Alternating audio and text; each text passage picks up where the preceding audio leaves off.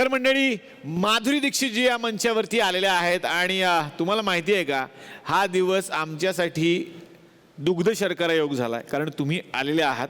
आणि चित्रीकरणाची ही तारीख आहे 15 मे, आणि 15 मे सगळ्या दुनियेला माहिती आहे माधुरी दीक्षित यांचा वाढदिवस आहे. आज जोरदार टाळ्यांनी आपण त्यांना शुभेच्छा देऊयात.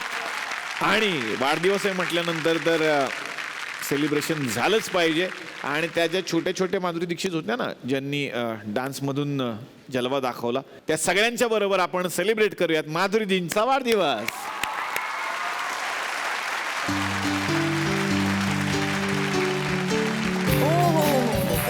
माधुरीजी, एवढ्या छोट्या छोट्या माधुरींनी तुम्हाला सरप्राईज दिलं, कसं वाटलं? खूप छान वाटलं. खूप छान डान्स केला. किती एनर्जी आणि एक जोश मध्ये केला डान्स तुम्ही सगळ्यांनी. खूप छान केला आणि मला खूप आवडला. तुमच्या गिफ्ट साठी thank you. Already here we go. Happy birthday to you, happy birthday to you, happy birthday dear Madhuri Dixit Nene, happy birthday to you. Thank you thank you thank you so much. Thank you.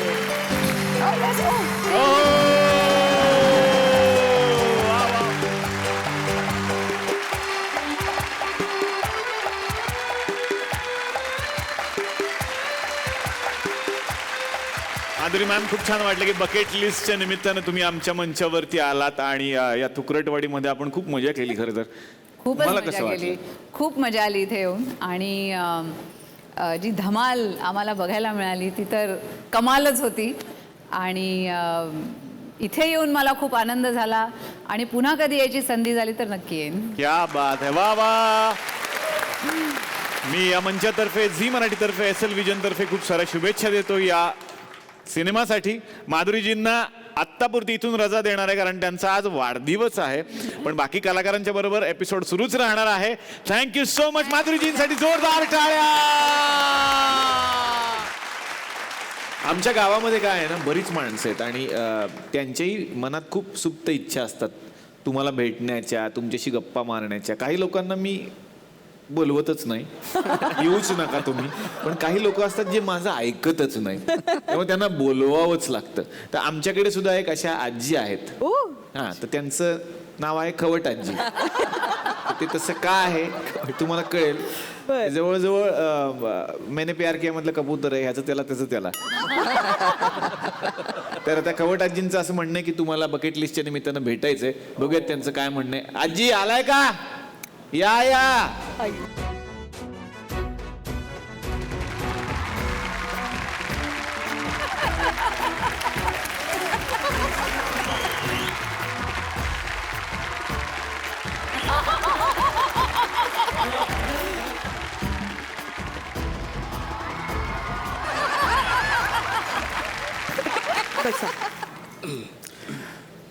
बरं, मी काय म्हणती, हे बघ बंधू, ऐक, बोल. आणि तू हो, हे निवडायचं. तुला सांगती, काय सांगू, कसं सुचती बाई माझं मला. हो ना. हसत असते नुसती, हो. पण पाठीमागं काय ना चेहऱ्याच्या ते मला माझं माहिती. नवरा विलन आहे, विलन. गबासा हो. काय ग बसा, काय गेलं. इथं चित्रपटामध्ये विलन असतात ते. दिसतं तसं नसतं, विलन आहे, माहितीये का. कसं लग्न झालं माझं मला माहिती. Love marriage. कसलं लव्ह मॅरेज. चाकू दाखवून, धाक दाखवून असं किडनॅप केलं असेल तिला. हसत असते, सांगत नाही कुणाला, मला माहिती आहे ना सगळं. ऐकायच्या आधीच हसती. खरंय का नाही. मग कसं सुचती माझं मला माहिती. मी का वाईट बोलती का? नाही, खरं. किती त्रास देतो. निवडा ना, मी काहीच बोलत नाही, कितीच बोलती. मी का निवडू? आता खायला मग घरी मला म्हणजे मी निवडणार आणि तुम्ही वाटेल तर बोल. नाही नाही, मी पण निवडते की. हे घे, मी पण निवडते. बस हे घे. आता तुला सांगते, एवढी शांत आहे ना, एवढी दयाळू आहे ना ही. हिचं आडनाव काही शहाणे. नवऱ्याला त्रासच द्यायचा. कुठला पिक्चर काढला याडा. तर त्यांना शहाणे आडनावाच्या ह्या सुद्धा रोल झाला असता ना यांचाही झाला असता. हा, झालं असतं, पण नाही घ्यायचं नाही, त्रास द्यायचा आहे. हसती म्हणून फायदा उचलायचा, बस बाकी काही नाही. मला माहिती, मी काय सत्य बोलती, मी खोटं नाही बोलत. असत्य नाही नाही, सत्य आहे ते, फक्त त्यांना सांगू नका बस. आता सांगते थांबा. नाही नाही नाही, तिचं काही वेगळं नाही.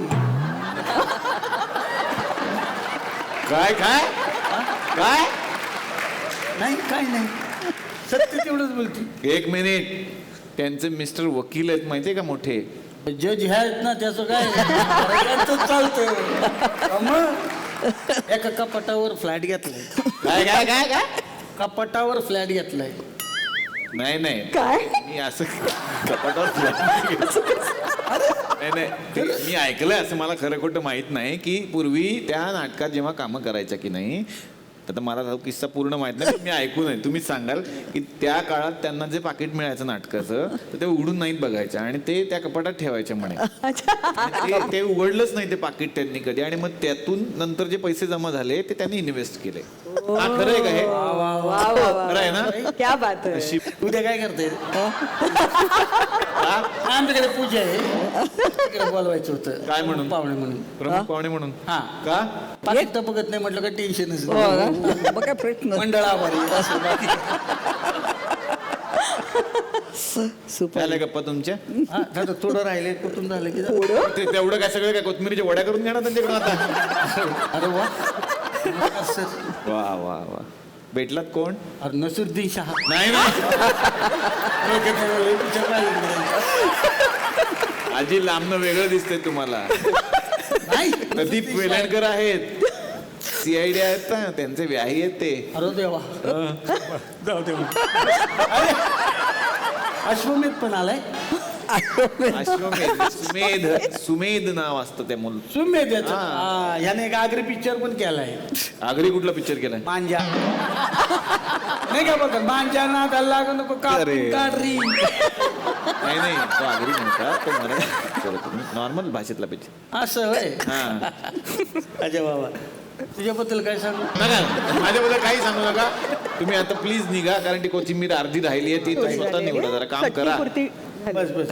हा, ते आता बसायला लागेल ना. हा, त्याला बसलो की चटणी बरी पडते. आलं करून भाकरी तुकडे की हा, या परत या काही छान छान, जा या या या. निघा निघा.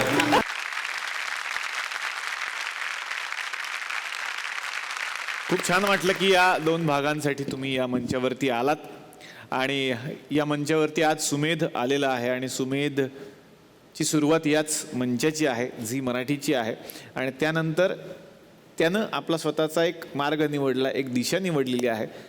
तुला खूप साऱ्या शुभेच्छा आमच्यातर्फे, झी मराठीतर्फे, या सगळ्यांतर्फे.